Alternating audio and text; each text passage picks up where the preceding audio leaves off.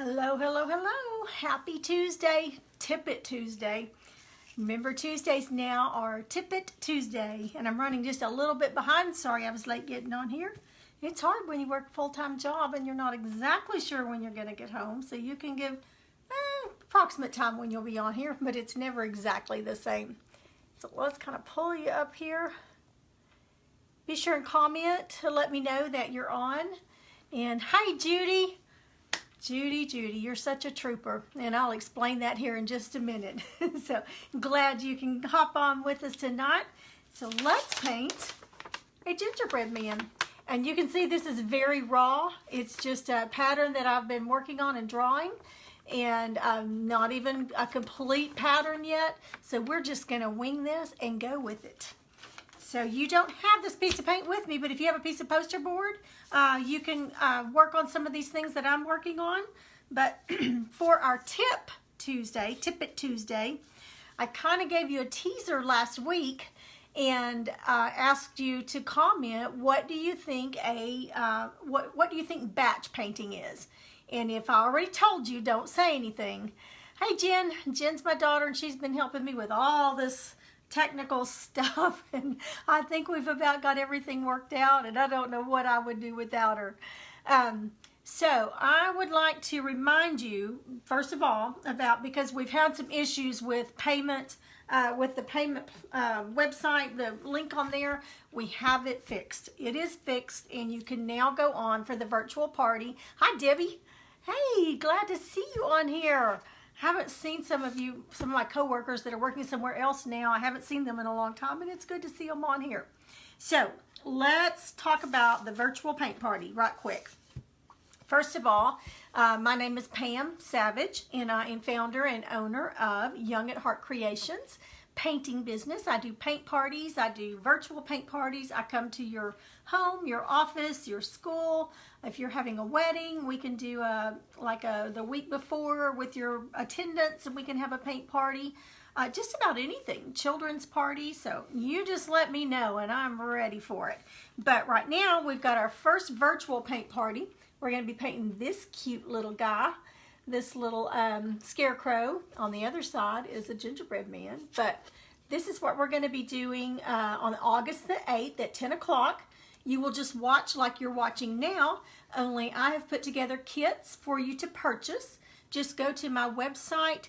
I started to give you my work website that we go to, because I've been saying that about 1,000 times today. But it's www.youngatheartcreations.com, and there is a link on here. It is linked so that it will take you exactly to that virtual paint party. And bless Judy's heart, she's been working with us for the last 4 days on trying to get her payment in for hers, and we were having some issues with it, but it is working now. Judy just did it about 10 minutes ago, and it came through like that. So for the virtual paint party, it's only $20, and you get this little guy, you get a string or jute rope, you get all the paint, you get a pattern so that you can just trace it on. You don't have to know how to draw. You get the pattern, you'll get a piece of graphite paper, not quite this big, but you'll get a piece of graphite paper to trace the pattern on with, all the paint, and I've also completed step-by-step instructions to put in your kit. $20 is all that is for all that. Now I only have a few left, so if you are interested in that, get on there and get signed up. Thursday, this Thursday is the last day to get that payment in so that I can get the kits ready. And then on Saturday, August the 8th, we'll all meet on here at 10 o'clock and start painting. We may have to do it in 2 sessions. We'll see how that goes. But if we do have to do it in a second session, you do not pay again. You only pay the one time. And again, I think it would be so much fun if you could get some coworkers or friends or family to come sit around the table with you, get them to purchase a kit, and y'all all paint together, do it at the same time. If you don't completely finish what we're doing, that's great, because, I mean, that's fine, because you can go back and play the instant replay, go back and watch the replays. You can pause it and work on the step that you're working on. Replay it again, pause it, keep up with the steps that way if you don't get finished. But I've also got the step-by-step step-by-step instructions that will be in there too for you to go along with. But I will go slow, and we'll just take it, slow pace and just enjoy it. The main thing is I just want you to have a piece that you can be proud of when you get finished. You can hang it on your door, give it as a gift. If you do craft shows, you can sell it in the craft show. Once you get it, you've got the pattern. You can trace around it and cut your own out if you want some more. So that's what the $20 will get you. The pickup time for these kits is this Saturday at 10 o'clock. So that's August the 1st at 10 o'clock at the Howe Church of Christ building parking lot. And I will have the kits ready. You don't even have to get out of your car. If you go onto the website, you'll be prepaid, and I will just hand them out as you come through. And Judy says, will we get the gingerbread pattern too? Not this time. When we do this one, when we do the next one, we'll do the little gingerbread guy, and I'll have the, I'll have it in there with that. But, and Judy, I'll tell you right now, you're going to get some little extras because you've been so patient with us with this payment system, and you've helped us through it. So I've got a little bag back here for Miss Judy. Now your kits won't look like this. This is because Judy is the winner of being the first one to sign up for my very first virtual paint party. And I'll give you a little hint.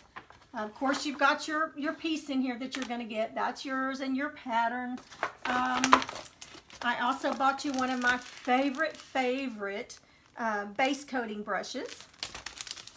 Let's see, and I'm still adding to it. I added some more just a little bit ago. I've got you another little wood piece here. And I've got you a few more things. I'm not going to show you everything that's in here. I want some of it to be a surprise, Judy.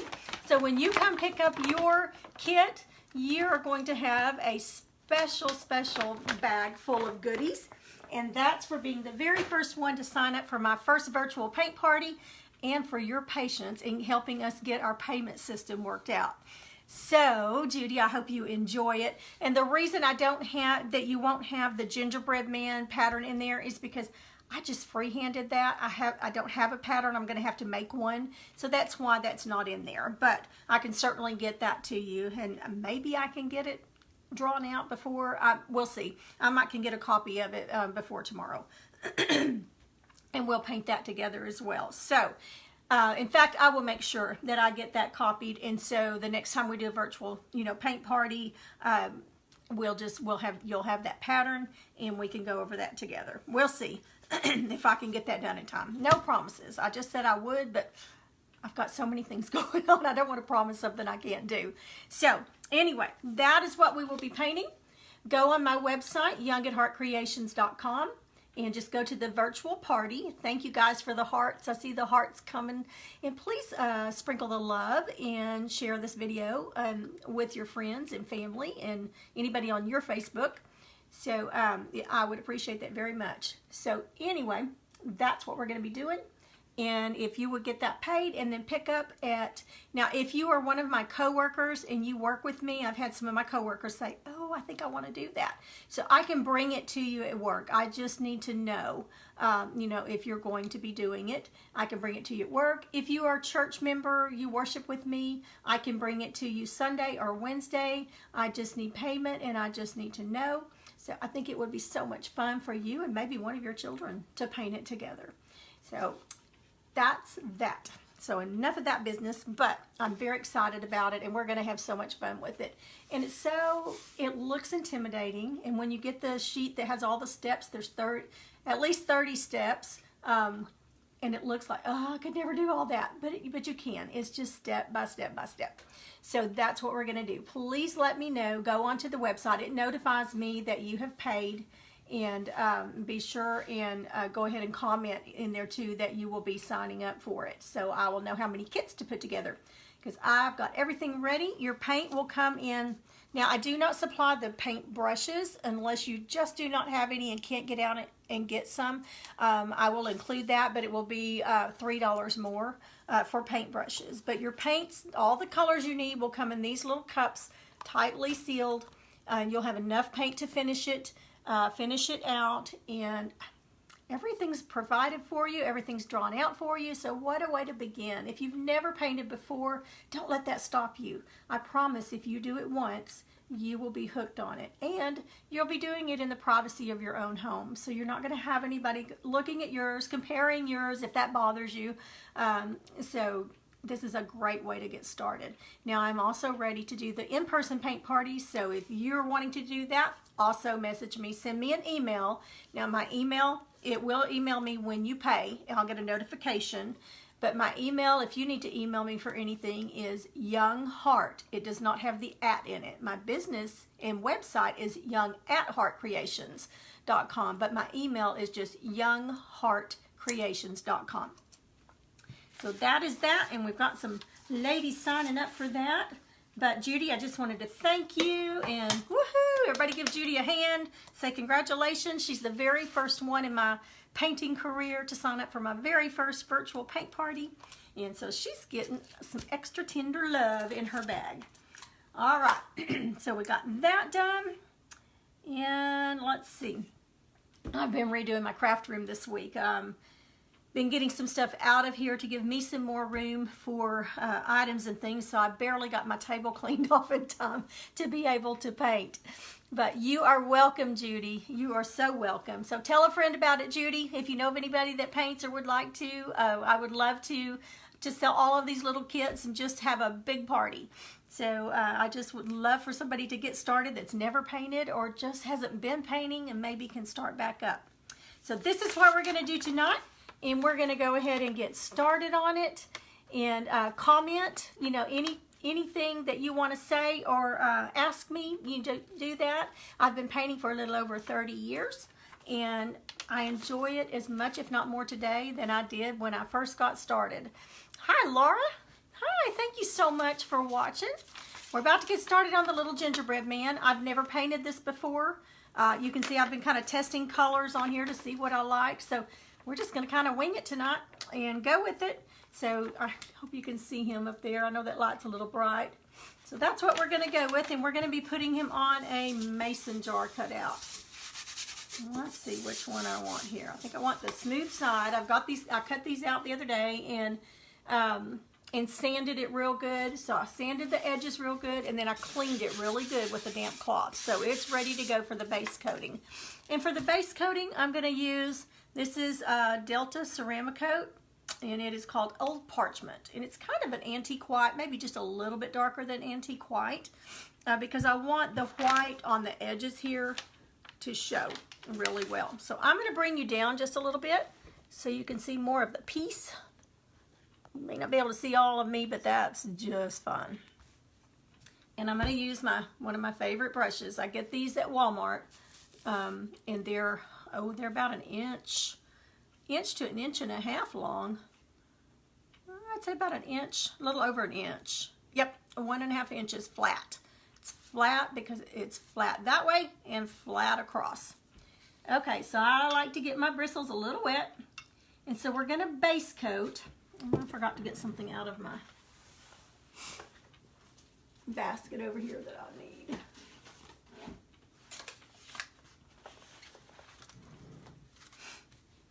Alright, so I got a piece of paper, and I'll show you what we're going to do with that. That's just like a piece of grocery sack that we used, that we got from Brahms. So I'll show you what we're going to do with that in a minute. Okay, so base coat is always the very first coat that you put on whatever design you're doing, whatever wood piece you're doing. If you're doing the flower on it, base coat it in this color, highlight it or shade it in this color. So that's what we're doing now. So I'm going to get some of this, and this paint I've had forever, so it might not want to come out just too good. So I'm just going to put, now some people just put it all over here and spread it. And I do that sometimes, but I prefer really to go ahead and put it on the plate. I can always add more if I need to. Okay, so I am just going to start base coating it. And that's almost, it's darker than antique white. It is almost a yellow, which is what I want for his background with that brown that's going to be on top of it. Now I'm just going to go ahead and do the whole thing, even where the silver or the gray is going to be for the lid on the jar. So let's start and just go with it. Now this is a little thick, so I'm going to get my brush a little bit damp on that edge, and I'm just really going with it. This wood that I have is real porous. It's got little indentions in it, so I have to really get it worked down in there.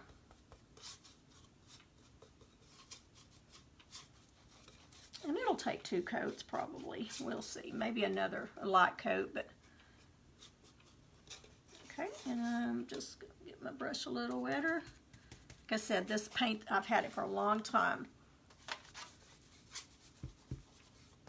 Now you want to be careful when you get to the edge. You don't want to come back across the edge like this, or you're going to have paint dripping everywhere and it's going to be a mess. You always want to, when you're doing the edges, go out away from the edge. Out away from it, and then you can work it in.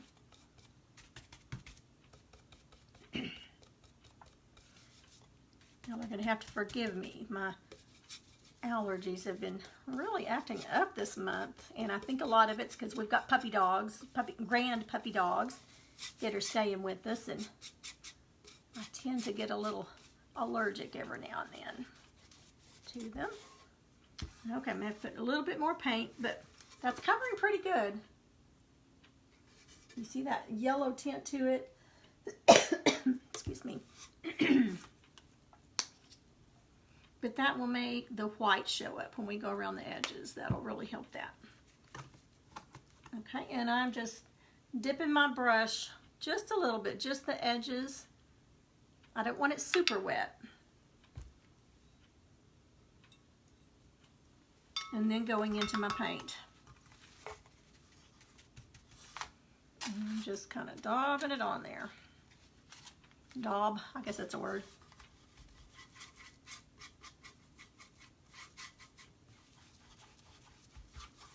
Okay, and it will take a couple of coats on there. And then I'm just going to lightly go over this because we're going to have gray for the looking like the lid.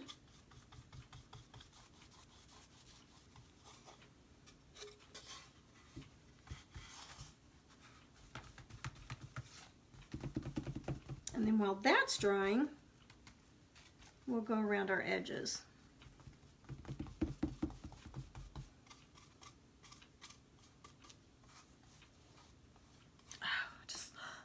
Love it.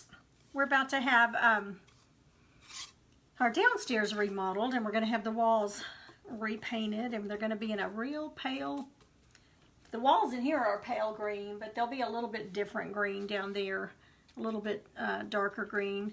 Right now we have a stained wood trim, and we're going to be doing the trim all in white, and it's just amazing what just a little coat of paint can do to change an entire space. I'm going to put you up just a little bit there. Okay, now y'all tell me if there's not something you can't see. This wood, Judy, is it's 1/4 inch Luan, I guess is how it's L-U-A-N. I don't really remember. I don't care for it as much, just to let you know, because it is real porous on here. I really like the 1/4 inch Revolution plywood. That's a real good one, and that's typically what I go with. Now the Scarecrow that you'll be getting, that piece, it's more like that. I did not cut those out. I ordered those from somewhere in bulk, and but it's a different wood than what I'm using right here. Okay, so let's get, now when I'm doing the edges, I don't rub it, really rub it on. I just get it on one side of my brush, just got it on there, and I pat it on. If I rub it, then I've got a big ridge up here, and I do have to still go back and smooth it out. But the main reason I do it this way, because if I do it like this, it's going to get all over the back of it, all over the back of your piece. So if you will just pat it on, you can smooth that out on front. But just kind of pat it on there, let it soak in a little bit, and then on the front, you can come back and smooth it out. that keeps it from getting all over the back of your piece, especially if you're going to paint something, you know, on the back, like we did the scarecrow and the gingerbread man. Okay, and that just so fast. Okay, and let's do the other one. I'm not going to go ahead and do that one because we're going to be doing that in gray. So I'll just wait until we start with the gray. This color is almost the same color as the wood. It's kind of hard to see on there. So I'm just reloading, patting it on there.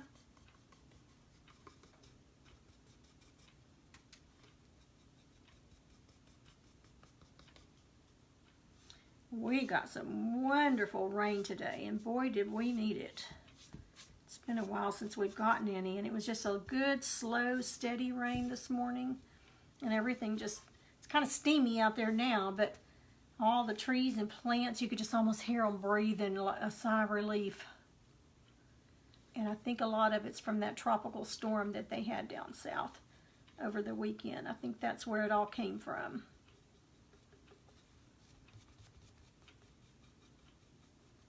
Okay, I know it's noisy, but I'm going to dry this a little bit to save time with the hair dryer. So we can put our second coat on it.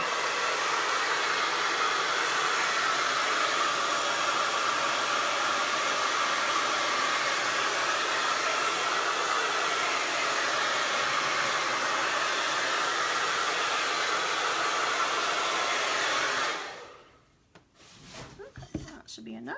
Now you may not can see through that, but I can see some of the wood grain through it. So I'm going to go ahead and put a second coat on it because I don't want that showing through. Now there may be some times when you're doing a special technique that you want it to show through, but for this one we do not.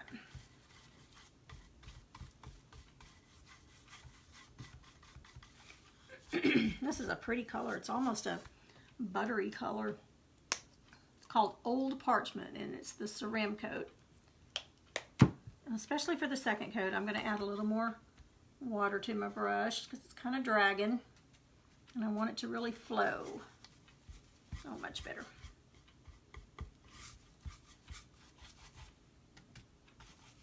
Now we're going to have part of this covered up with him, with the little gingerbread man.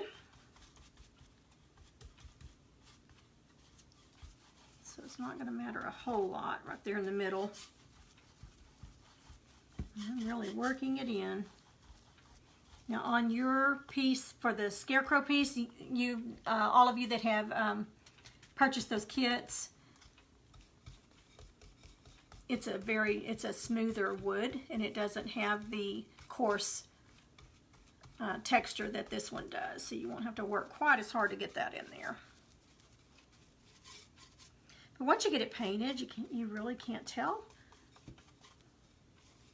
And it's very lightweight. I like that about it.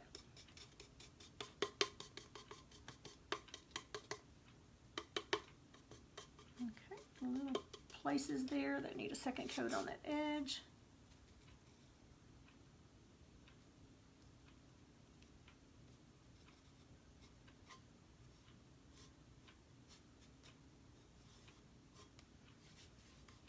Okay, I think that is going to do it for that.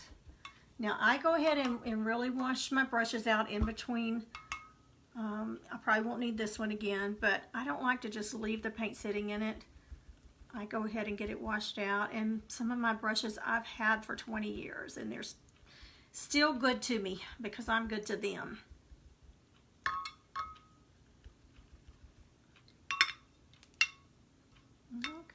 Lay that to the side. I always also have a damp rag over here. I always get it wet, lay my brushes on it while I'm doing other things so that I can keep them moist. Okay, now that turned out really pretty. Gave it a really good coat on there. You can see it's shiny, so that means it's still wet. So while we're waiting on that to dry, let's go ahead and get our silver or our gray. Let me go ahead and blow it just a little bit.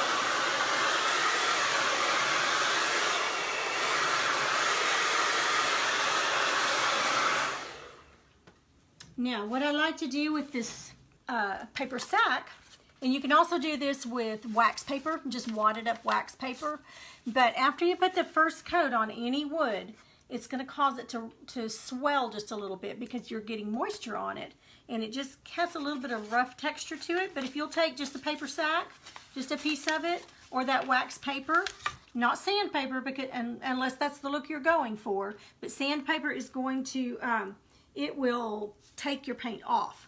This does not. It just smooths it out. You want to make sure it's good and dry or you'll gum it up.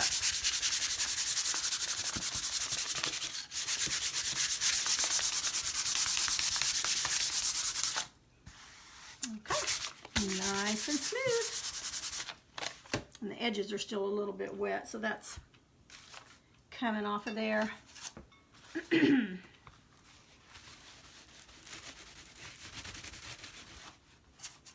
Okay, so let's do the gray now, and this is for the lid up here, like a jar lid. So we're going to go with the gray, and I chose to use, this is Dolphin Gray, and it's Ceramcoat Dolphin Gray. These are some old ones that I've had, but you could use, you know, any color light gray is going to work fine. And I'm just going to put a little bit here. See this dark blue on there that was already on there?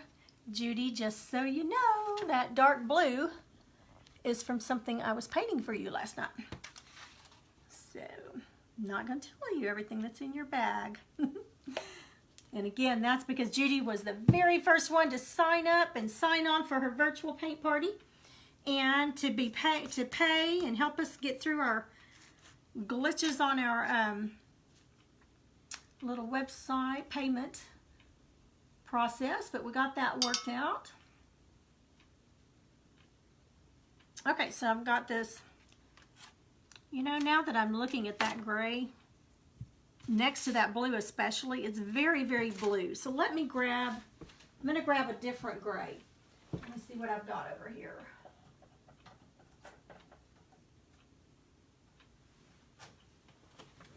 By the way, there's a cowboy boot that I just finished. You can see it up there.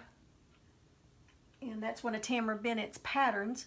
But it's got the ombre where you fade out the colors on that flower. That was really fun to do. A lot of fun. And I've got one, the same thing, only I put it on a big old window out of an old house. And it turned out really cute. I had fun with that. Okay, so this gray is more gray. This one, after I got it on the plate, it's got a lot of blue in it. So I'm going to go with this, and it is Anita's, and it's called Rainy Day Gray. Perfect. It's been a rainy day all day. So Rainy Day Gray, that's what we're going to go with. Oh, much better. Much better.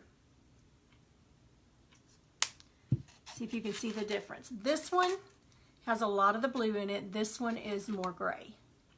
And that's what I want. I want it to look like the metal. So we're going to start right here where the jar itself stops, where the first, you got 3 curves here. And that's going to, we'll make lines showing the ridges in there. But you're going to come right across here where the jar stops at the top. And that's where your lid will stop. So I'm going to come across with this, this is a 1-inch flat.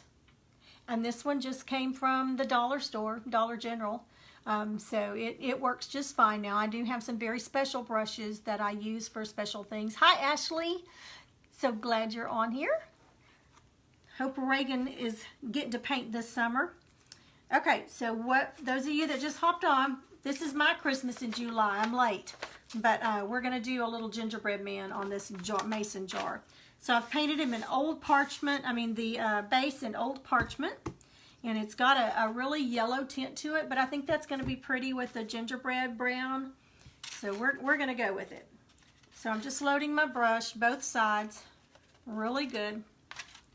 And I'm going to turn it upside down this way so I can kind of make my mark from here to here.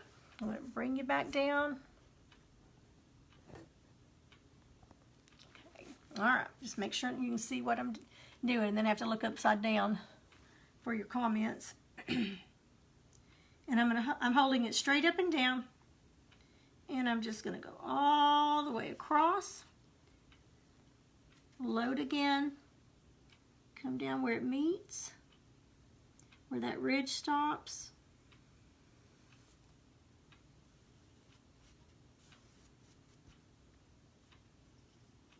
And that brush has got a little bit of a hair sticking out, a bristle. So I'm going to switch sides. And I want a pretty straight line across there.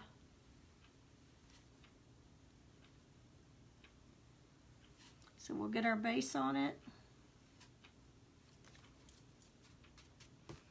Okay, I'm going to go all the way across.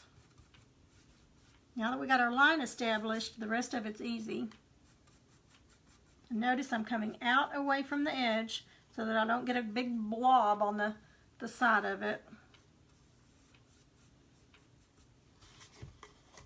I'll let that be dry, and let's go ahead and pat our edges. And I'm just patting it with that gray. Turning it over, get a little more paint.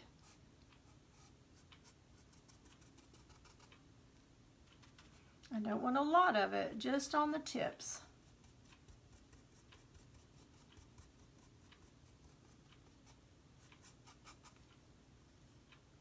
And then we'll smooth it out. And look, no paint on the back of that. Now if I was doing it like this, I would have paint all over the back of it. So let's do the edges, the little ridges, I guess you'd call them. Now go onto my Facebook page or my website,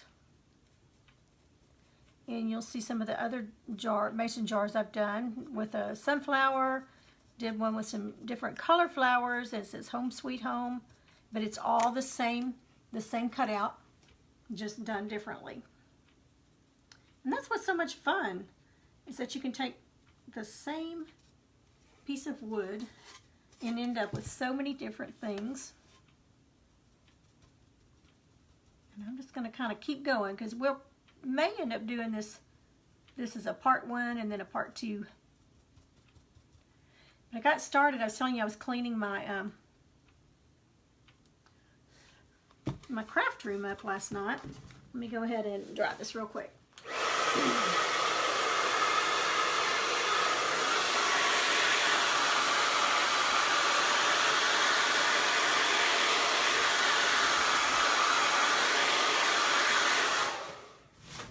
If you don't get it dry or let it dry in between, then when you start painting it, it just pushes that paint around that's already on there. It doesn't really do you any good, because you're just kind of fighting against yourself.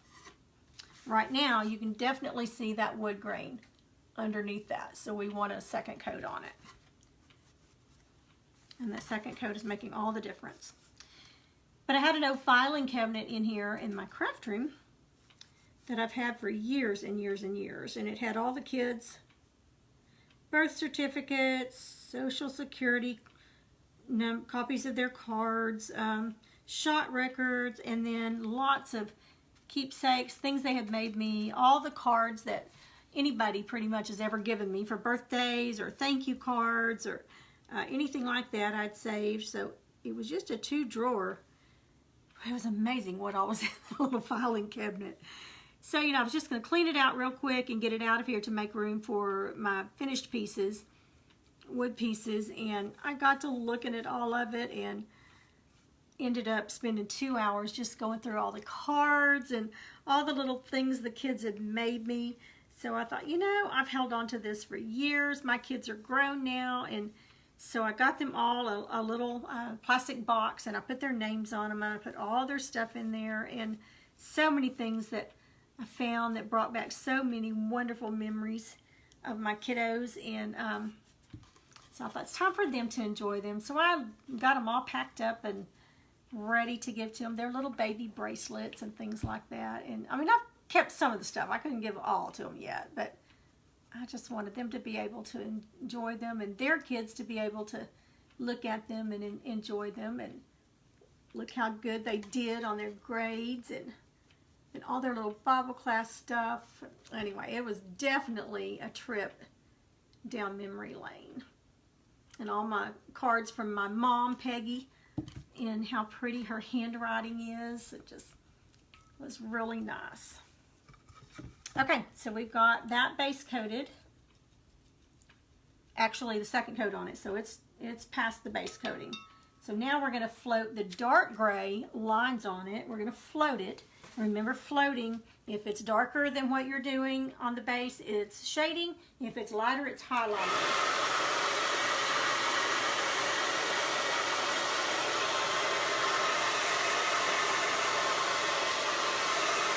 I don't like to use this, sorry.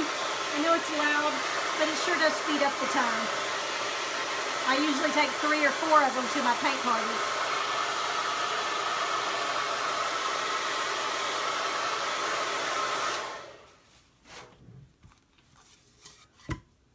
Okay, so that was the, I'm gonna have to get a darker gray than I had chosen because we did redid that gray. So let's see if this is darker. Yeah. Okay, this also is Anita's, and this one is called, it's just called gray. It's just G-R-E-Y gray, and that's it. And it's just got a number, so it's darker than this one. So we're gonna use it to shade with it. And that's Anita's also that you can get at Hobby Lobby. So let's do some floating. And I think I'm going to put it right here because you need both colors. You need some of that base color. And you don't need a lot to do the floating.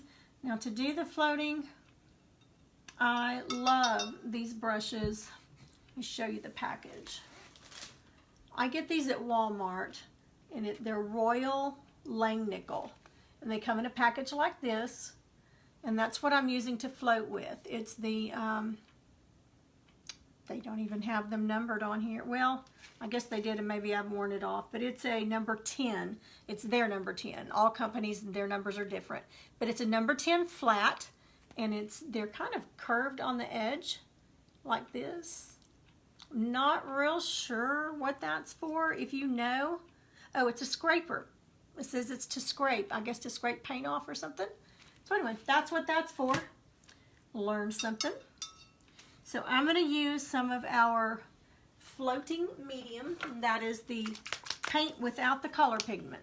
And that really helps you with the floating. And I just put a little bit on there, just a little drop.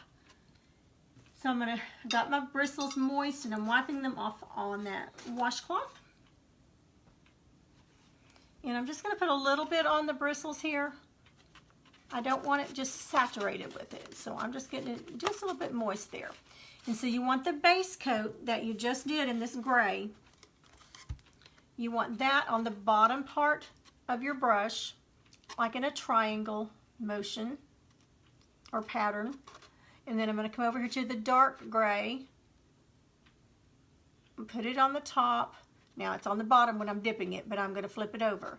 And then I'm going to really blend it back and forth, back and forth. I'm going to load it again. Same way. Put that light gray on the bottom and my shading at the top. Okay. And right where, we'll do the top first, but then right where each one of these little indentions are, that's the ridge of the jar. You know how a jar has those ridges? We're going to go just straight across with that dark color. Okay, my comments have stopped, so if you're still there, give me a comment. Make sure my comments are working. Okay, got it blended over there. On there.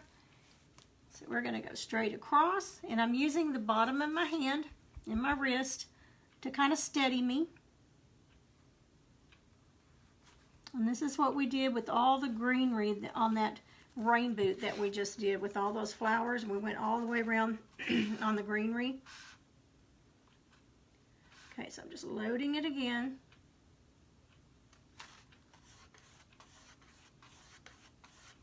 Really blending it.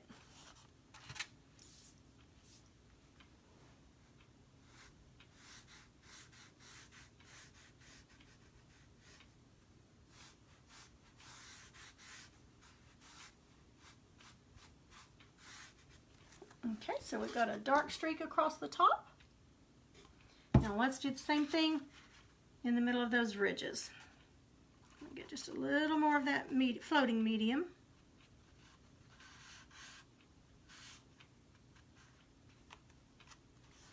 Each time in the same spot on the plate, I'm blending it back and forth. So I'm going to start right here at this little crook where it is. And we're going to go all the way across, just like we did the top.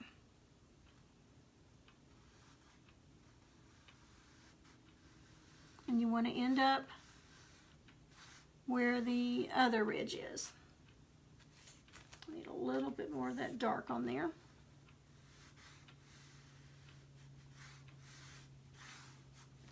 Okay, let's just keep going.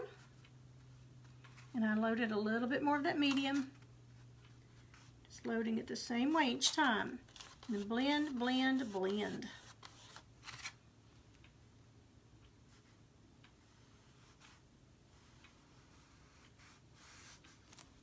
A little more dark. This dark is a little bit thick. There we go.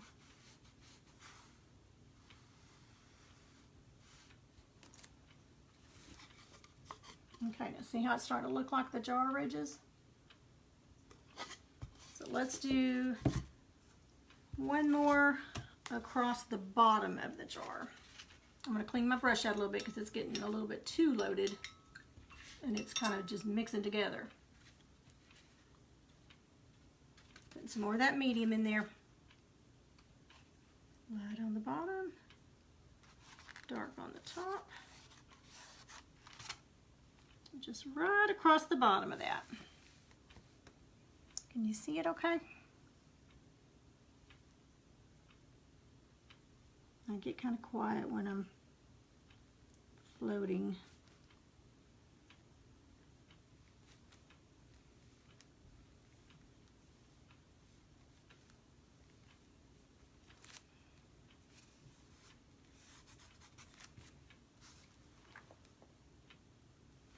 Okay, I don't like how that one got a little more on the yellow than I wanted, so I'm getting my handy dandy little baby wipe.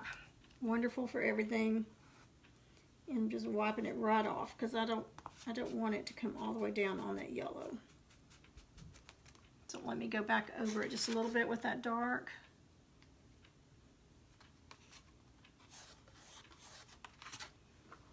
Pick up right where I left off.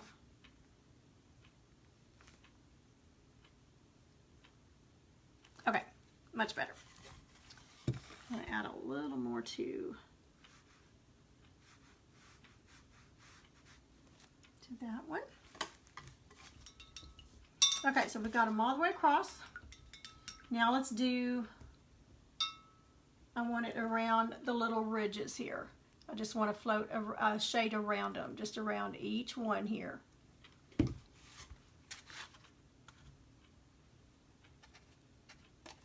Those bristles a little moist. And there's so many different ways that you can do this floating, shading, highlighting. This is just the way I learned through Donna Dewberry's tutorials. And I've just kind of stuck with it. Okay, so I'm going to go just around the edges. Not on the, I'm not talking about on the edge itself, but just on the top. So you can see that shading there. A little bit wet.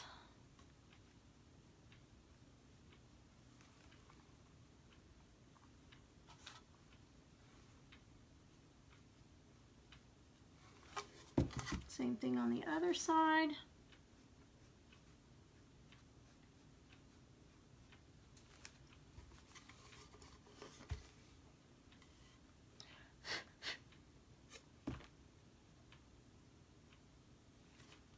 Okay, I don't know if you can see it with that light, but now we've got our jar lid defined. And you could even come back and put just some little tiny marks up and down to make those little ridges if you wanted to. You could do that. Okay, but let's go ahead and get our gingerbread man Now I did end up making a larger pattern than what this jar is. See, this pattern's a little taller and a little wider, but it's still going to work. Okay, so I want to get him lined up as best I can on this one. And we'll have to compensate a little bit because it is a little bit bigger than the piece we're actually working on. Okay, I think that's going to work just fine. I'm just trying to get him centered. Okay, so I've got that on there. I'm going to get my graphite paper that I just got wet. Now this is very dark graphite paper, so I have to be really careful because I don't want it getting all over the piece, especially with that light creamy yellow. So I've got my finger here so it's not moving around, and I'm just going to lift it up.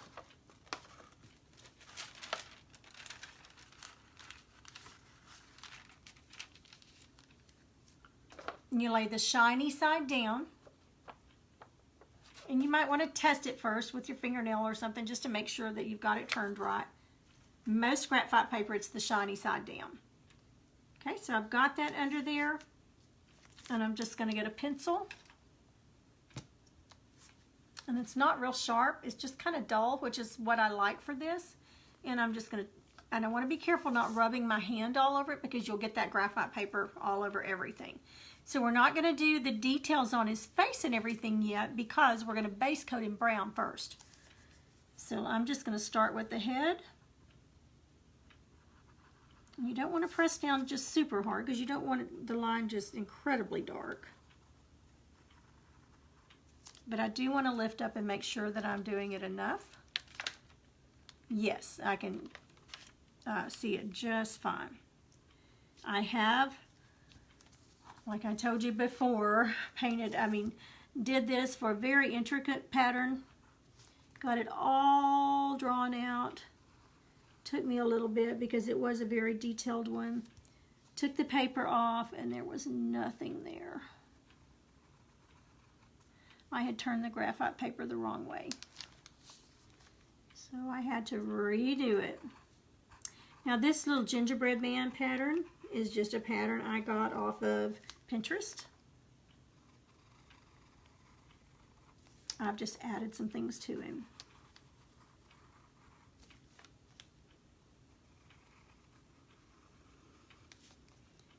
All the way around. This wood's a little bit hard because it does have those ridges on it. So it wants to take my pencil in a different direction than what I want it to go in.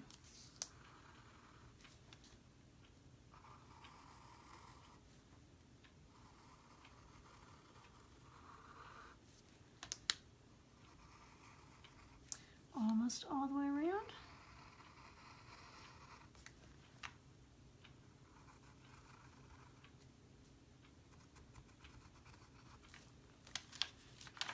Let's see what that did.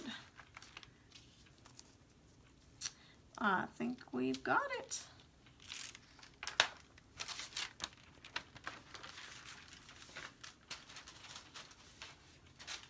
Let's put them over there. Okay, hopefully you can see this. It got a little dark in one spot, but let's see if you can see that on there.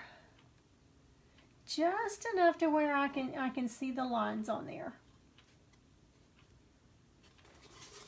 And we're ready to paint him. So for this one, base coating this one,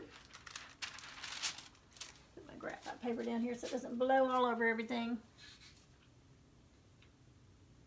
Let's try, and I may switch brushes if this one ends up being too big. I am going to erase a little bit of that graphite paper because it did get a little dark there. Let's see if some of this will take it off. Yeah, I'm telling you, those baby wipes are wonderful. And I just lay it under my wet cloth and keep it moist and use it throughout the whole piece.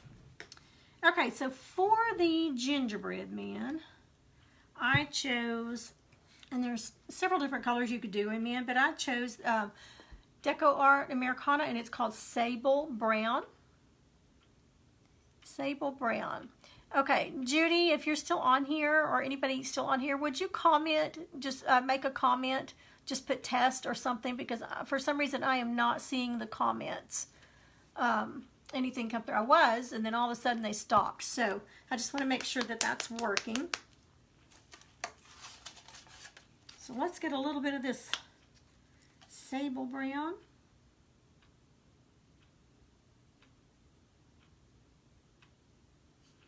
We've got a holiday coming up, not too long. Okay, Judy, thank you. I just want to make sure it was working. We've got, let's see, what's the next holiday? Labor Day in September. Does anybody have big plans for that? My husband's going on a hunting trip with some of our in-laws and all of our sons. And guess what I'm going to do while he's gone? I'm going to have a painting marathon, so I may be hopping on here a lot that weekend. I have to work part of that Saturday, but I'm just going to paint, paint, paint. Okay, I've got, this is a number 12 flat plaid. That's the brand of the brush, and that is Donna Dewberry's brand. If you've never gone on and watched Donna Dewberry paint in some of her tutorials, she created the one stroke, and she has her own line of all kinds of stuff, and it is so much fun to watch her. And a lot of the things you see me do is from her instructions. Okay, so we're going to start. I'm going to start at his head. My gray is dry up here, and I'm just going to start. I'm going to start with and just kind of outline the inside of him, and then we'll go in and fill him in. Right along that edge that I drew, that we did with our graphite. Turn it for me.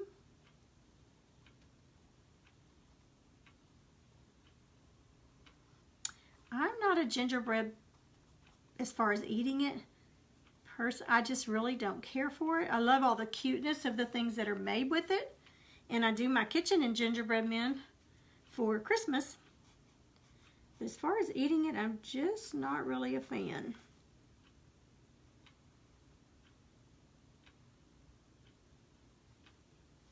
Okay, and just kind of smooth it out there. And I'm just going to go all the way around.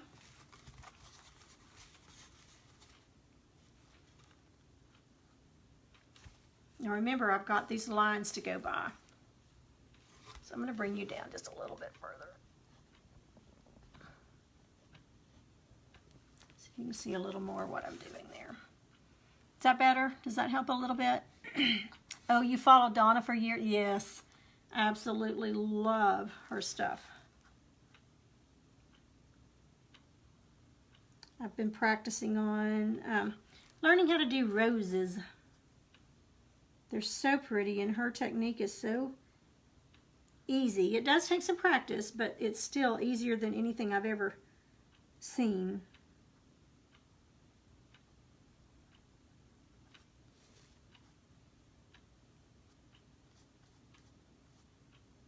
Now this first coat always looks yucko. You're thinking, ugh, I don't like that, I don't like that. But then when you get the second coat on, it's okay. Okay, you can see that contrast there? Right now he looks like he's half eaten, doesn't he?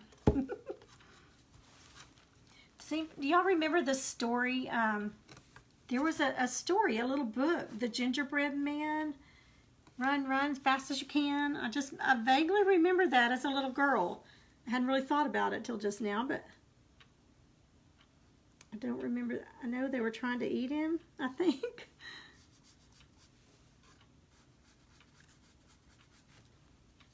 It might have been a little golden book. I don't remember, but it was a really neat, stuck in my mind, and that was just when I was a little girl.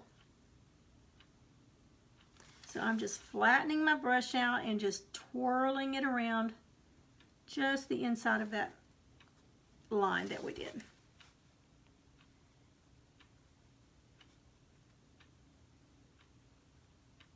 Second coat's always easier than the first.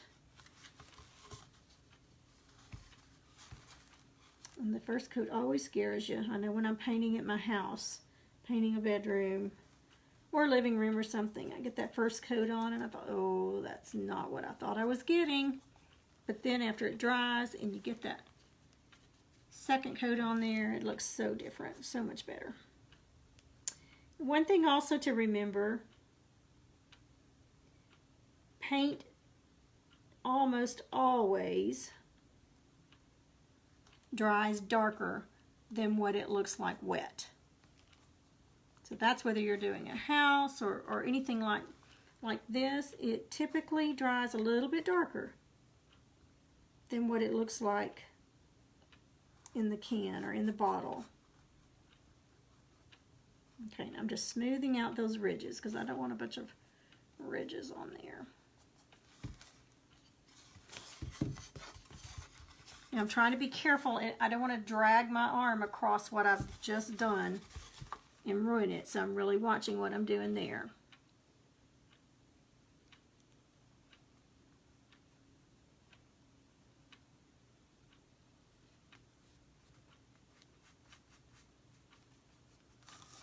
Okay, and notice I'm turning my piece to make it comfortable for me. A lot of people get the little Lazy Susans. They've got them specially made for painters, and I've been thinking about getting one of those. I did order something this week that I will show you when I get them in. It should be in tomorrow or the next day. So next time I go live, I will show those to you. Or I may just put them on my Facebook page and let you see them. So, the answer to, my mom reminded me that it is relaxing, Judy. It is. That last week I asked you guys, does anybody know what batch painting is? I didn't get any comments. So that either means you were too shy to guess, or you didn't know what it was and didn't want to say anything.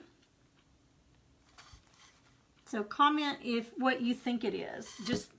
Just thinking of the word batch and painting. What would you think that would be?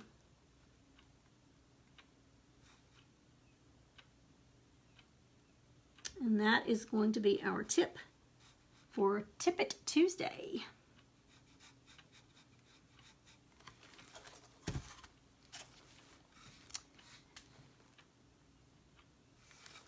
I honestly didn't know that that's what it was called, was batch painting.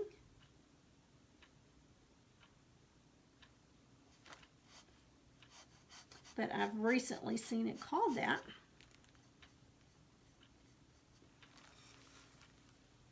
Okay, I'm going to wash my brush out. I've still got a second coat to go, but it's starting to get close to getting up into the metal, which is called the ferrule part of the brush. And once you start getting it in there, it's kind of hard to get out, and it makes your bristles separate. So I try not to get my paint down in the ferrule, the metal part there. Okay, I'm going to dry this real quick. You'll be thinking, what is batch painting?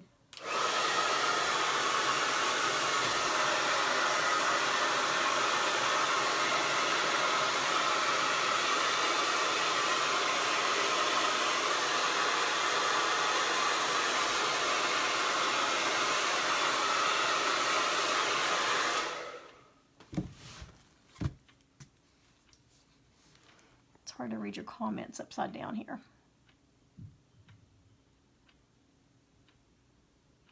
That's right, Judy. You are so right. Batch painting is, instead of doing one piece at a time, like some snowmen that I've done before. Let me grab him right quick. You'll be looking at that right quick. Let me grab him and show you what I'm talking about.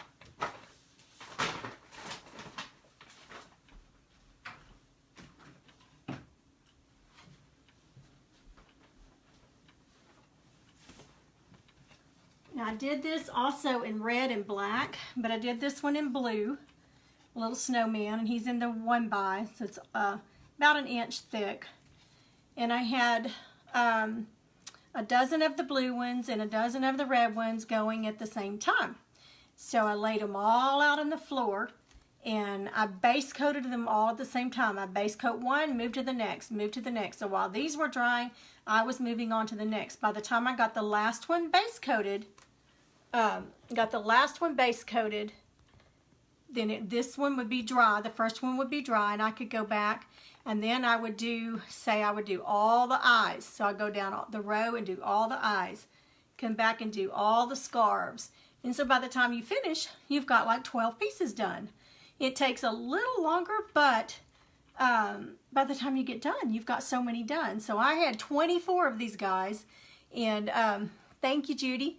24 of them going at a time, but by the time I put the last little stroke on there, I had 24 pieces done. Now this one, I wind him just a little bit. I made him special.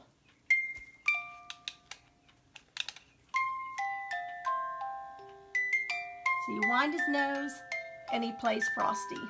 So I sold a lot of those in the craft show, and they were just so much fun to do. This came out of, I believe it's the Joy of Christmas book, out of a magazine, out of a painting book that I had, but the kids just love them, and they were so much fun. I did some routing work on the back to put the music box in. Let me tell you, me and the router, we're not best of friends. I think I use all kinds of tools, the bandsaw, the jigsaw, the drill press, lots of different things, but that router, it kind of scares me. It just kind of gets away from me. Okay, so we're dry now to put this second coat on here.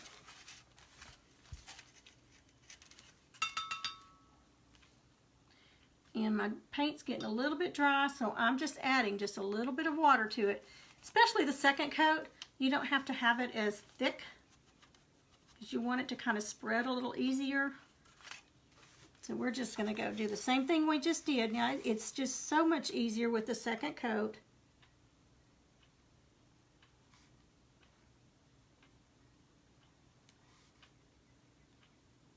All the way around.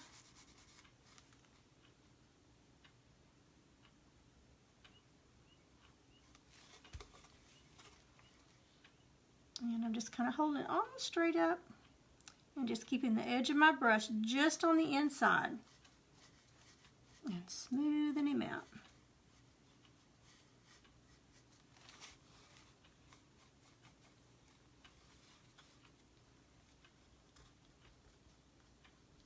And he definitely is drying darker.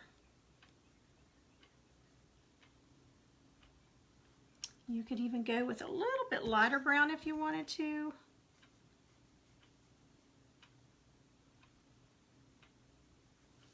Guess it depends on how long your gingerbread is cooked, whether it's going to be really light or really dark.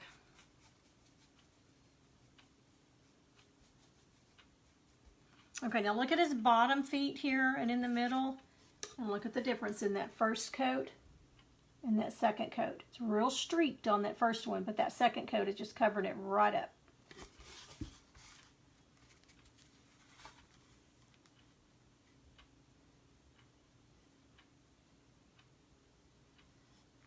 And notice when I'm going around these edges, I'm twirling. I'm twirling it in my fingers to go around.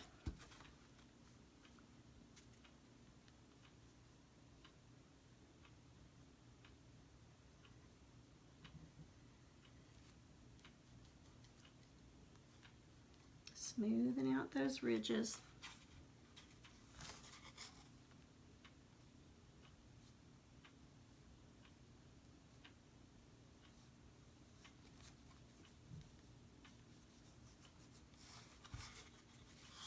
We were incredibly busy at work today. I was getting a little nervous, afraid I wasn't going to get off in time to get home and get on, but I was just a few minutes late.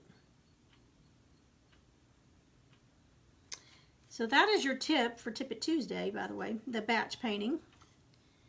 And that's a fast way when you're getting ready for a craft show, any kind of a sale, or if you're needing to do a lot of gifts, rather than start to finish on one item at a time, just lay a bunch of them out and just go in steps and do all the base coating on them, all of the face on them, all of the hat, whatever you're doing. Just choose one thing and do it on all of them. Come back and start something else.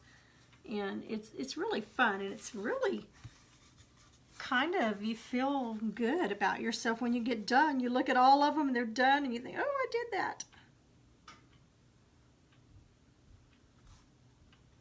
Okay, he's starting to really look cute and covered up here.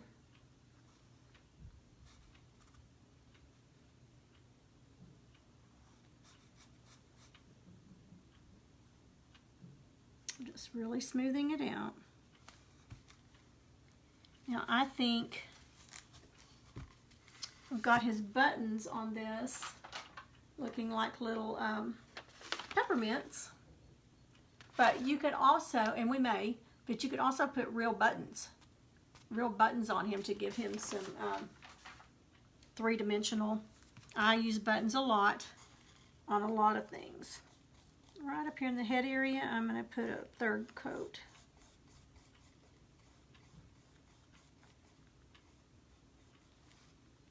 Just can see a little bit of that yellow shining through there. Just a few spots.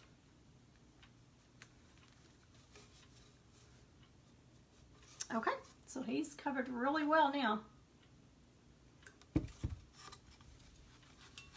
And again, that was the sable brown, and that's Deco Americana. Sable brown. Getting that paint out of my brush.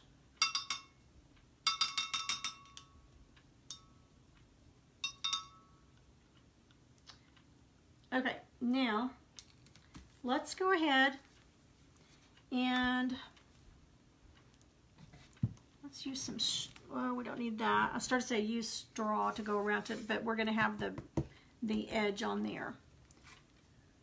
So while we're letting him dry, let's go ahead and do our edge around. And I'm going to use the 12 flat that I just did. And we're going to do the red and white edge that's around here. So before we do that, I am going to put where I want my peppermints. Now you'll find that I use everything around my house. I mean, I use just about everything. And to get patterns, for instance, leave that right there out of my way. I've used this a lot. I've got stuff in it right now, but my pins came in this. My sewing pins. Let me dump it. That's what they came in. Look, it's a gingerbread man, or it's a flower. So you could use it either way, but make yourself, train your eye to start looking at things for patterns. But he's a cute little thing. Just, you know, it's supposed to be a flower, but I see now that we're painting gingerbread man, he also it looks like a gingerbread man, but it's also a really cute flower. Put a center in it. So this came off of, that we're about to use. It came up with some kind of grip, something I bought at a store, and I thought, okay, that would make a perfect circle somewhere. I can use that somewhere. It's just a little piece of cardboard. So that's what we're going to use to trace our, up here where we want our peppermint to be. So I'm going to put it right up here at the edge, leaving enough room for the edge that we're about to do. I'm just going to very lightly with my pencil draw that inside circle. Now if you were needing it a little bigger, you would do the outside of it. So I'm going to put another one right up here on that side. And just barely, I'm not making it real dark.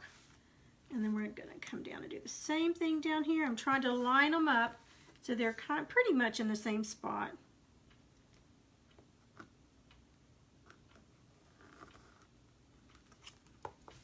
And last one.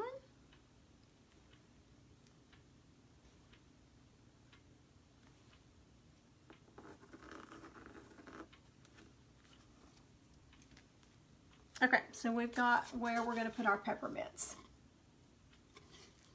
So look for things around the house that you can use to make your shapes. You'll be surprised what you will come up with. And remember, our first Tip It Tuesday was showing you that just a plain simple emery board is fantastic for tight spots where you can't get those big sanders in, and if you're needing to sand in a little crevice or something, those are so good for that. They just work so good, and they're easy on your hands too. So that was our first Tip It Tuesday. Okay, so let's see what we want to do next on our little gingerbread man, or let's do the edges. Okay, let's go ahead and do the edges.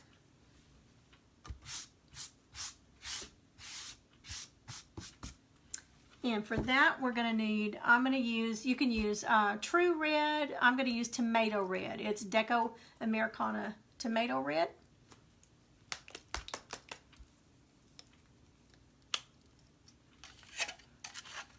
And we will go with the red first. Just about the size of a nickel. I can always add more. So I'm going to take this number 10 plaid. I got these at Joann's. Joann's carries Donna Dewberry, the plaid brand. So I'm going to start right up. I'm going to start right about even where the little jar curve comes out. So we'll start right there. I'm going to bring you down.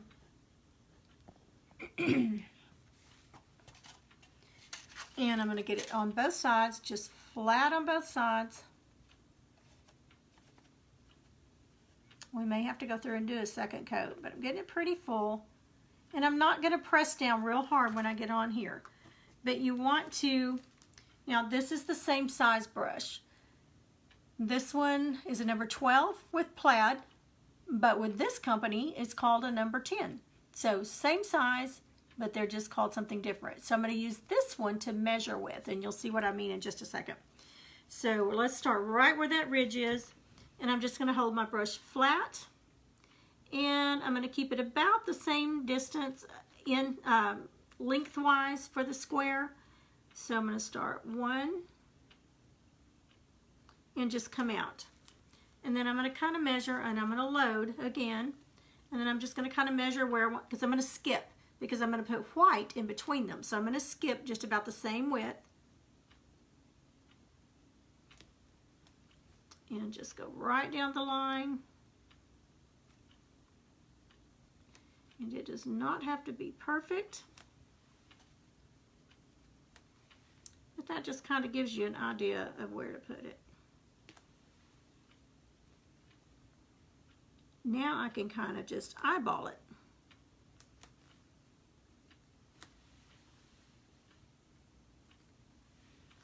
And let's just go all the way down.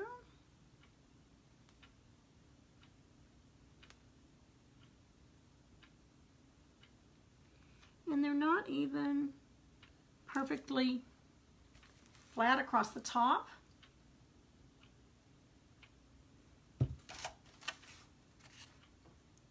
Load me some more paint on there. Let's put that one out just a little bit further.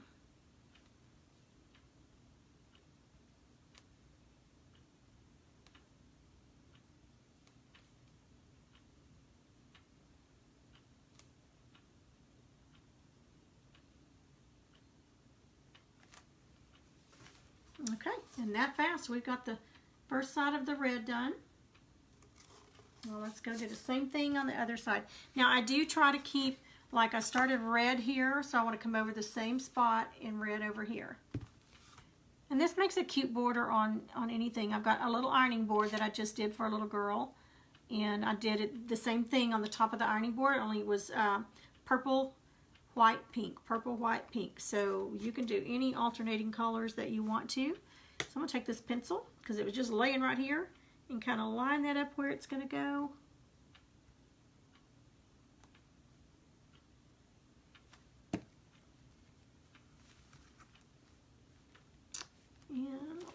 started with this again.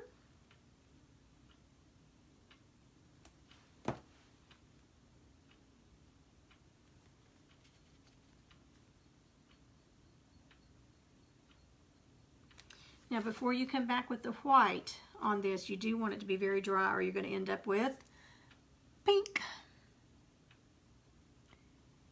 Where did you get the 3-prong tool that you use for your dots around your flowers? Are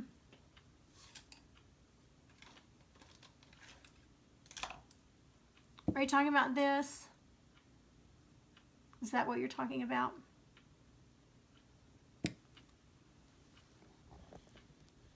See your comments here. Okay, it's actually got 1, 2, 3, 4, 5 on it.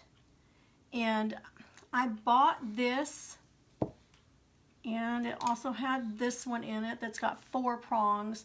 I bought those about 30 years ago at a store in somewhere in San Antonio. And I've never seen them since. They do not make them anymore. And in fact, the first one, it was plastic. It was plastic, and this one that had the 5 prongs on it broke. And so I had a machinist hand make this one for me. It's just a one of a kind. There is not another one like it. And he makes, I don't know, bearings and things that weigh tons, that take huge trucks to carry them. And he said all of those things he made, this was the most difficult thing he's ever made for me. So I took him the one that broke. It had 2 prongs broken off of it, and I showed him what it used to look like, and he was able to come up with that. There's no telling what it would cost if I was to have somebody that's not my friend make it, but they don't have them anymore.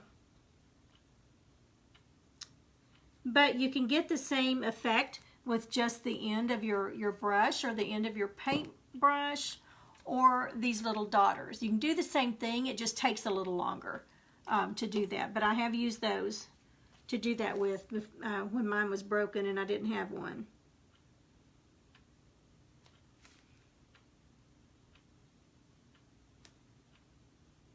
Okay, so we're almost done with the red. Across here, and I want one more right there, and one more down here at the bottom.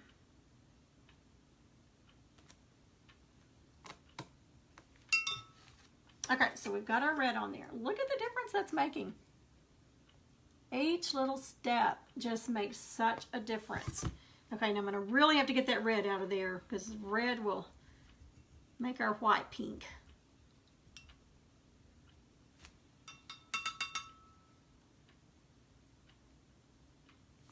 Okay, and this is Anita's white. You can use any kind of white you want to.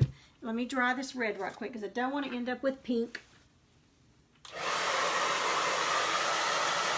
Oh, I forgot. Sorry, we need to go across the bottom too. Sorry. And this kind of stuff is just so relaxing to me.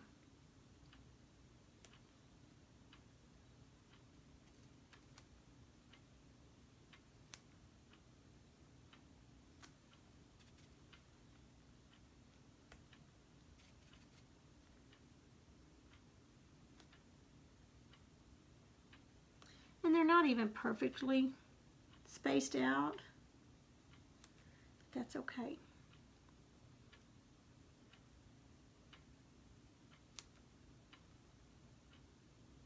I'm going to make that one a little bit wider so that it'll kind of even out with the white. Okay, now I'm going to dry it. Now it's all the way around. I don't have a pattern for this one except for the one that I've got here, but I can make patterns. If you guys want to buy, I can cut some of these out and have that as another paint party, and we can do another one together.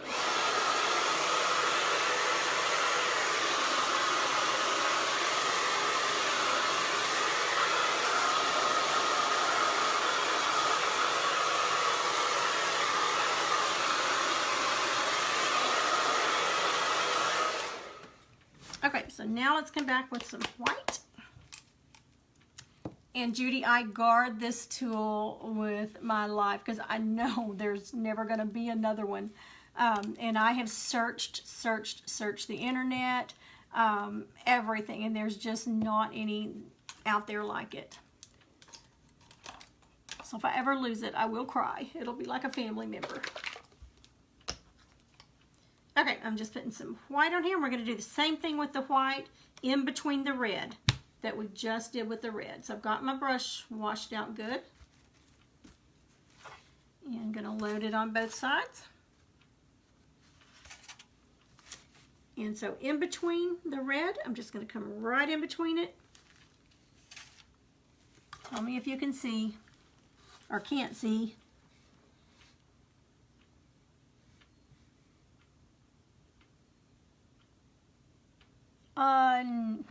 I love you, Judy, but not that much. You can't have that tool.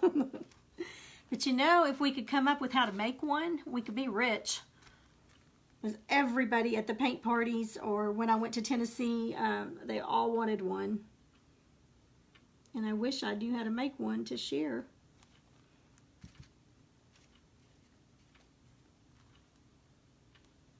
Oops, too much paint that time.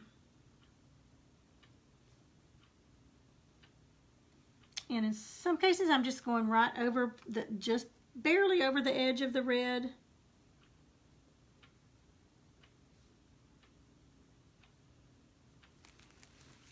Okay, look at the difference that's making. And see, it's so easy. I mean, that's not a hard technique. That is really easy. I don't know how I thought of that one day, but I was doing something and I thought it needed a border. And so that just ended up working perfect. I'm going to go ahead and put a little white up here, right where it's curving. And I want it to meet that lid.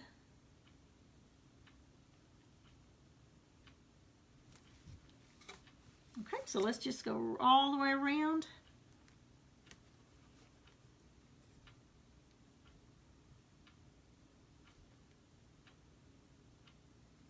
And I'm holding my brush right down here at the ferrule. Just gives me a little more control with this stroke that I'm doing.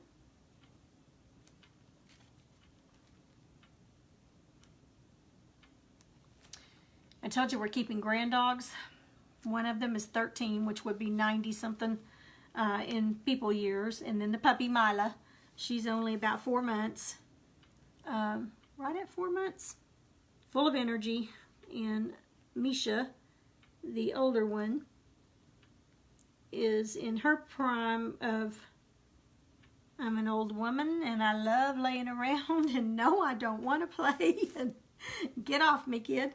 But they've each got their own set of toys and they know which one is theirs and which one is not. And they're very protective of them. And they'll try to play with each other's without the other one noticing it. And then they really fuss at each other when they notice that one's got the other one's toy. They'll go take it away from them and growl and, you know, just really get after it. And they'll go put it in their little pile and it's like, that's mine. Just like kids. It's amazing how much like little toddlers the little one is and how much of just an old woman that Misha is. And they're both just as sweet as they can be. But it's been hilarious watching them.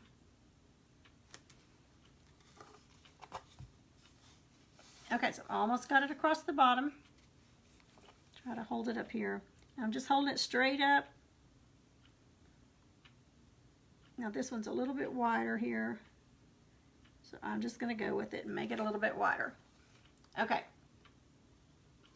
Which side do you like best? With just the red or with the red and white? I like it with the red and white. Hi, Renee. I'm kind of half-headed here tonight.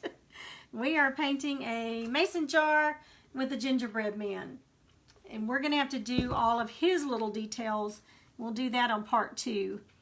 I've started doing the part 1, part 2 because I am such a detailed painter. I go in, I do so many details. Sometimes I get too many details, but that way I'm not keeping you on here 3 hours. We can finish it up in 2 or 3 parts. Okay, and I'm going to flip my brush and go. But what a cute little border this makes, and it's just really simple. Nothing fancy. It's not even completely the same sizes. Now I went a little slower because I was trying to show you how to do it, but it's fast. It's a fast border and an easy way to do any colors. This we're doing Christmas colors, but you could do it with whatever colors you're working with.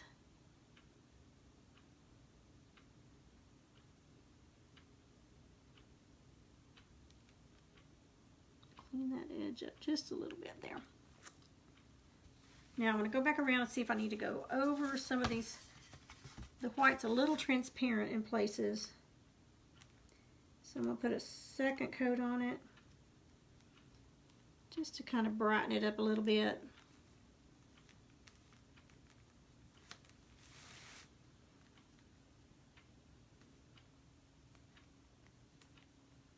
Yeah, that's really making it stand out a little more.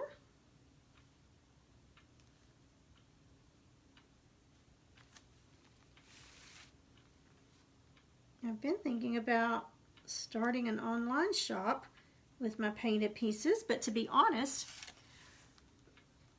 I'm very, very blessed because my pieces always sell when I take them places and craft shows and things. They always sell. And so my fear is that if I do start selling online or on my website, that I'm not going to be able to keep up. So I've got to figure out, I can just put things on there and go, you know, while it lasts, or here's what I've got this month. So if y'all have any ideas on that, let me know. Okay, so there's that. Now let me dry that real quick and we're going to put the final touch on those. So I'm going to get that daughter out here, but let me go ahead and dry it.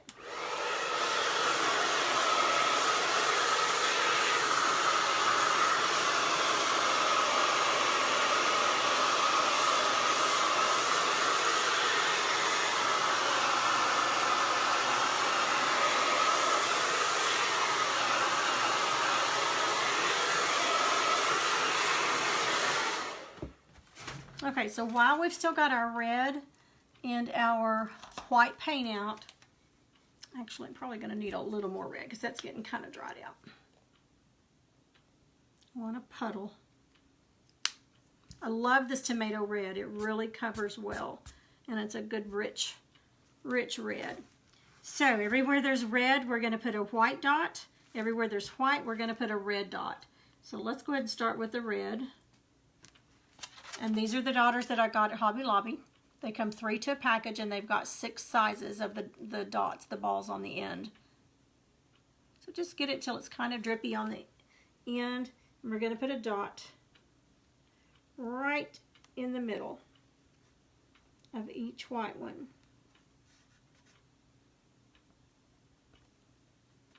And then we're going to go back and put a white dot in the middle of each red one. And remember, these dots take longer to dry because they're deep. And it's so easy to rub your arm across it and mess your whole piece up and have to wipe it off and start over. And the only reason I know that is because I've done it 1,000 times. Okay, let me turn it around here. Now, I can't really hold it up real well to show you, but because those dots will start running. But we're just putting a red dot right in the center of each white one, dressing those little squares up.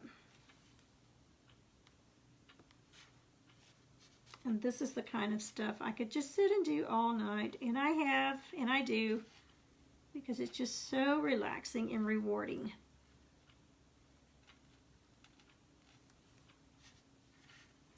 I'm kind of proud of this one because this one was just kind of out of my head as I was sitting here one night thinking, what can I do with these mason jar cutouts that I did a few weeks ago? How many different ways can I paint them? And so I came up with this one. And then I did the sunflower with the bee, and then the home sweet home one.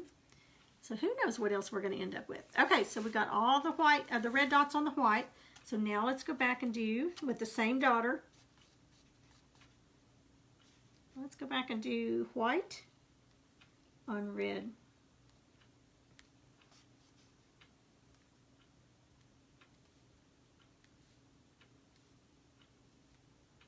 Now I've got enough paint on this that I'm able to do several at once before having to reload. You don't want to press down real hard because it flattens out the dot.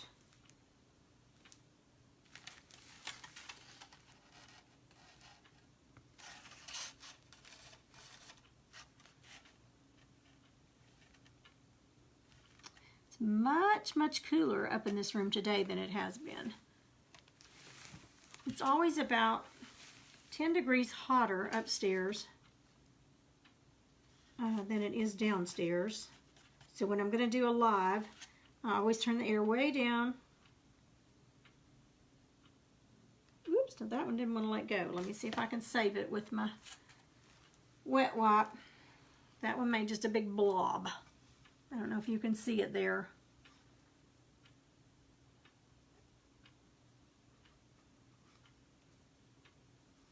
I'll have to go back and fix that red one as well. I'm telling you, these baby wipes are a lifesaver. And it is fixed. My white paint's getting a little bit dry, so it's kind of clingy. And y'all don't let me forget to go back and fix that red dot.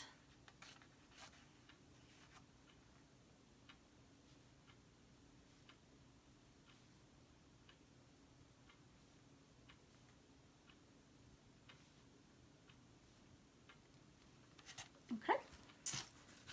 So all the white ones, and let's fix that red one.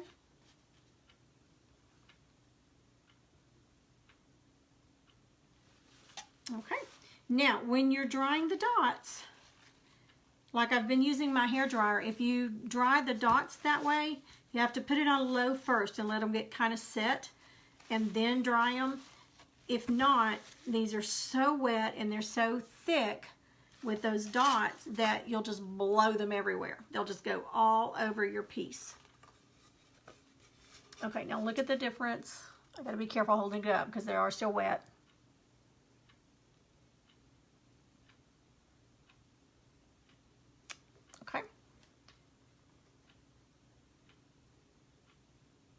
I think you're right, Judy. I think the white really makes it pop. So let's go ahead, since we've got the white out. We'll probably do him on a part 2, but let's go ahead and get our peppermints base coated with the white. And let me see what brush I want to use to do that. Let's see how big this one is. Okay, I think we'll just use that number 12 again. The flat brush. Now you could use a round and outline it and then fill it in. I am going to erase that pencil mark a little bit, make it a little bit lighter. So it's kind of hard to cover with that white.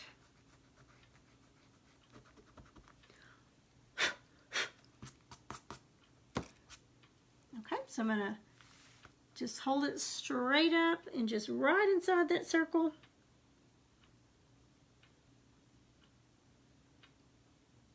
And again, I'm twirling my brush, just twirling it with my fingers as I go around.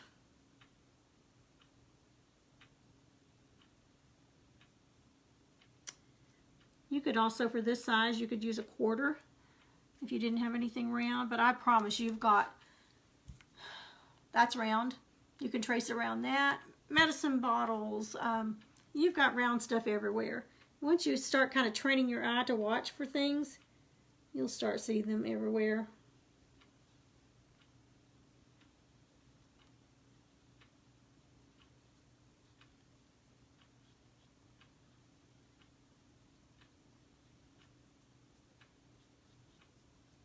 Okay, and we'll have to do a second coat.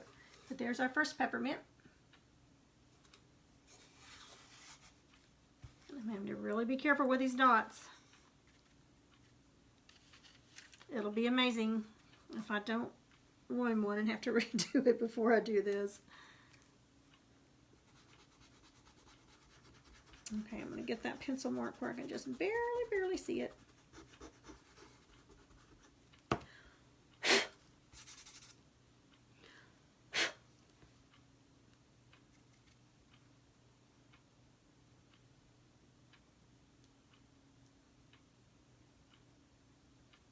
And see, I'm really not even moving this part of the brush. It's kind of my center guide, and I'm just twirling around and meeting where I started and then filling it in.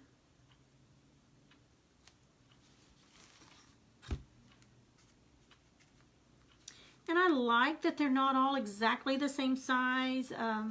You know, that's got some imperfections in it, because that tells me, oh, this was handmade. I know somebody spent a lot of time and effort and hours on this, and if I saw something hanging in a store that was pretty much perfect on it, and then I had one that I could see the imperfections, that I knew that it was handmade, I would go for the handmade one every time.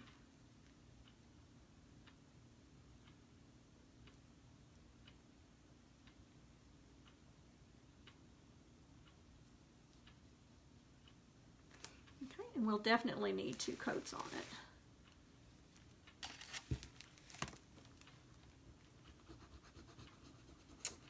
I would love to learn, and I'm hoping to learn.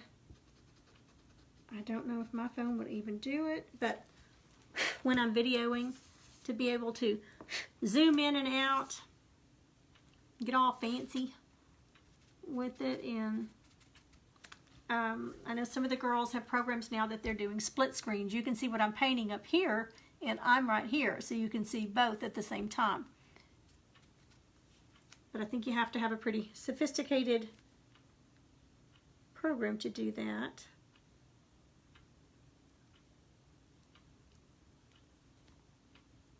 All the way around.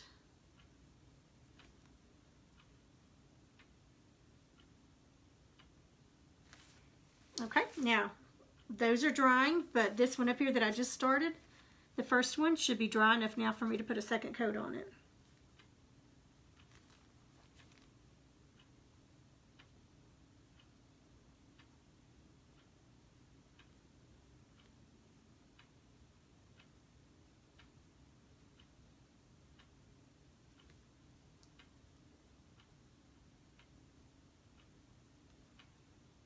To cover up that pencil mark a little bit.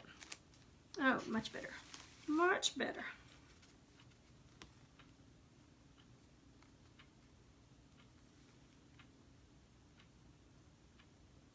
I am such a... I've got 1, 2, 3, 4,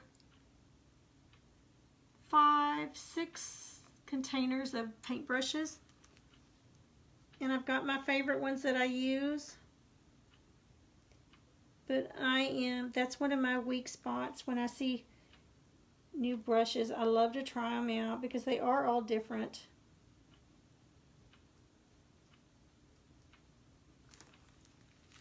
It's like, you know, us women, we can never have too many pairs of shoes. I can never have too many different paintbrushes, and see what they all do. I would love to have a class, just a technique class, just to show you. I mean, we really won't paint a piece, It will just be a technique class showing you all the different strokes and how you can do them all, and then get together and have a paint party and use those techniques when we can all ever get together again.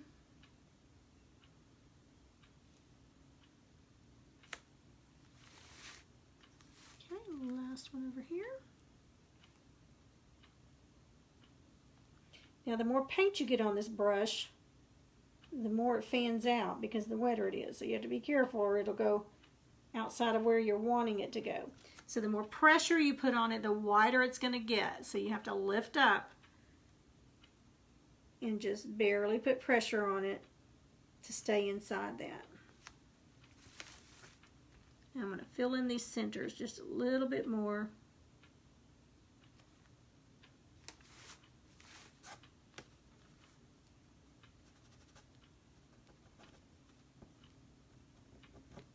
A little bit of white on it there. My brush is still pretty full, and I can still see a little bit of that yellow through there.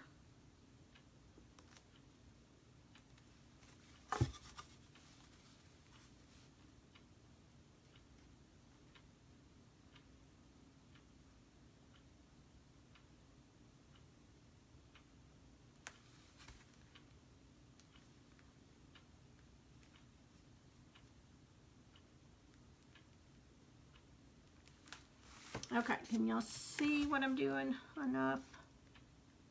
Okay, so this is what we've gotten done in about an hour and a half.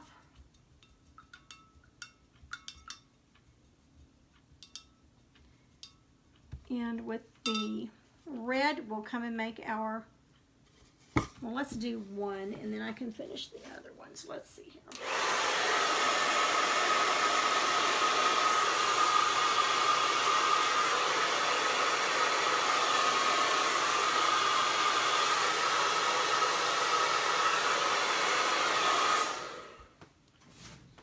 Okay, well, this gets tricky for me doing these, the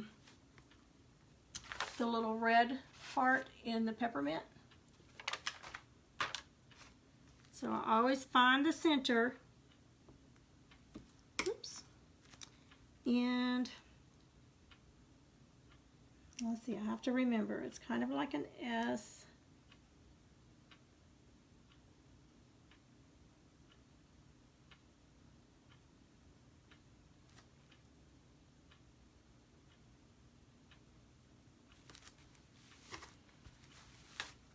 And then we'll do the same thing.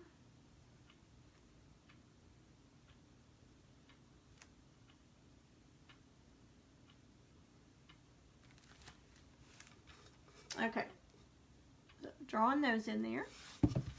Gonna lighten them up just a little bit.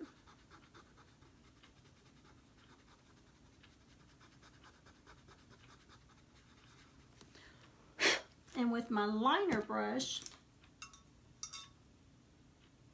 this long, skinny one, I'm going to get some of that red and I'm going to outline where it needs to go. So let's start.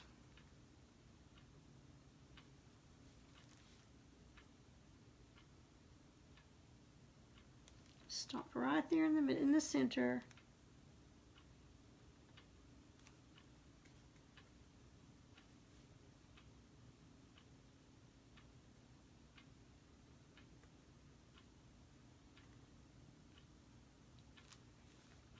I'm going to outline, and that red's getting a little dry, so let me add some water to it.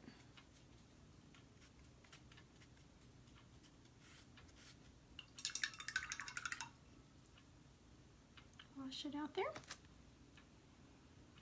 Okay, I'm going to show you how to do this one, and then I'm going to probably off camera finish the others, and then we'll get started on him. Probably not tomorrow night because it's church night. We'll see. Be sure and get yourself notified so that you'll be notified when I do go live, so you will know when I'm painting next. Okay, so I've got those marked.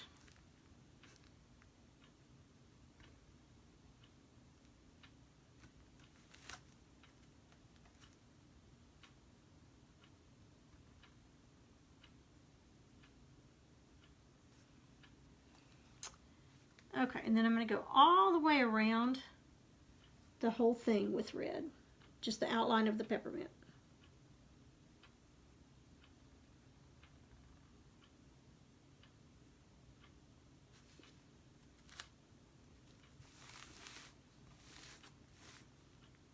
I got to remember those dots are still wet.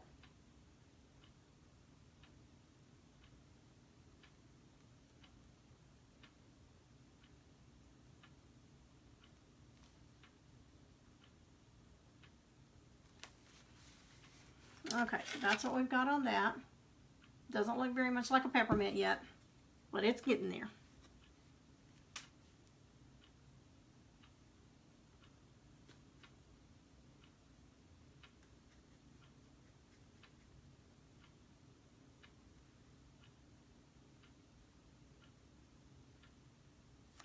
Okay, so I'm just filling in these little triangles.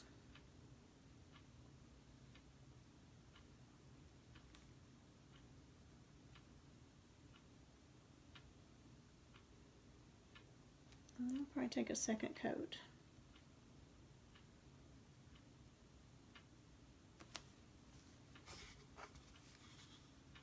And I had to water that paint down just a little bit because it had gotten dry. Let's go this way.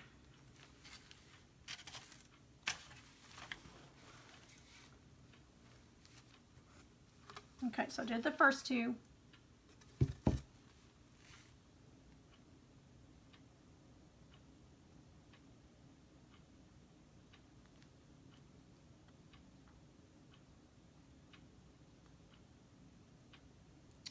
Fan it out a little bit more.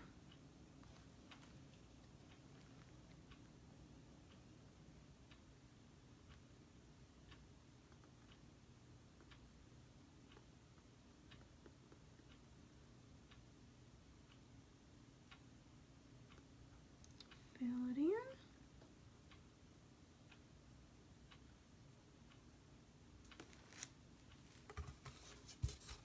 Okay, I think that's close enough. I think you get the idea of what it is. Now, there's lots of different ways to do them, but that's the fastest way that I know.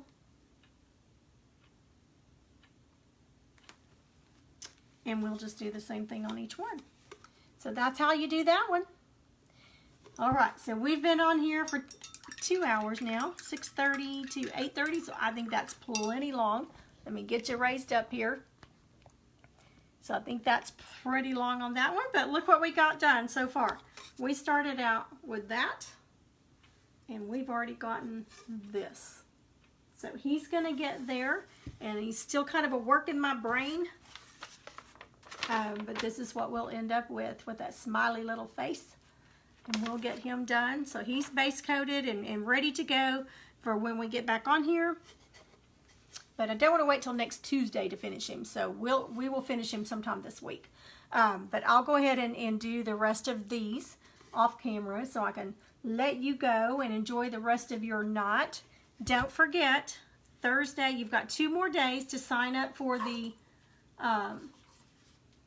virtual paint party. If you want to get a kit and paint with us, go to my website, youngatheartcreations.com. And just go to the virtual party link. You'll see it on there. It's just $20 for the entire kit. And that's paint.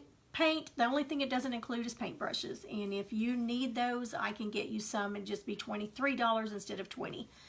So get that on there and go ahead and get that paid for so I can know how many kits to put together. And it does give you all the details, when and where to pick it up. It even gives you a map to do that. Just come by in your car. I'll be there at 10 o'clock and handing those out this Saturday. Your kit will be ready. You'll just drive by and I'll say, here you go. And then on the 8th at 10 o'clock, we'll all paint together. And we'll do just like we did tonight. And it's got about the same amount of details. Maybe not quite as many. So we may be able to finish it in one session. when we get about halfway there, I'll say, okay, do y'all want to paint some more, or do you want to break it into 2 parts? And we'll do that because I don't want you to get worn out. I'm so glad it's been fun for you, Judy. And again, everybody give a high five to Judy Logston. She won, I've already put it over there, but she's getting a bag full of goodies because she was the very first one to sign up for my very first virtual paint party.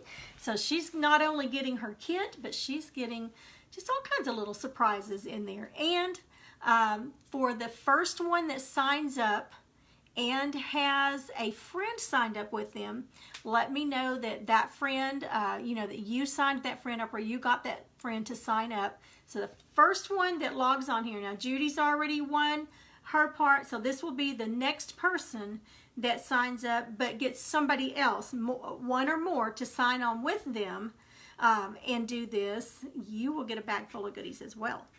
So hop on there. You've only got tomorrow and Thursday to get booked for it. So hop on there and do that. But thank you so much. This has been so much fun. I've got to go play with the puppy dogs and finish this craft room so I can get it put back together. But thanks, guys. Have a wonderful night and have a good Wednesday tomorrow. I'm looking forward to worship and getting to see everybody at church. So hope you have a good day tomorrow. Thanks again for hopping on, y'all. Thank you.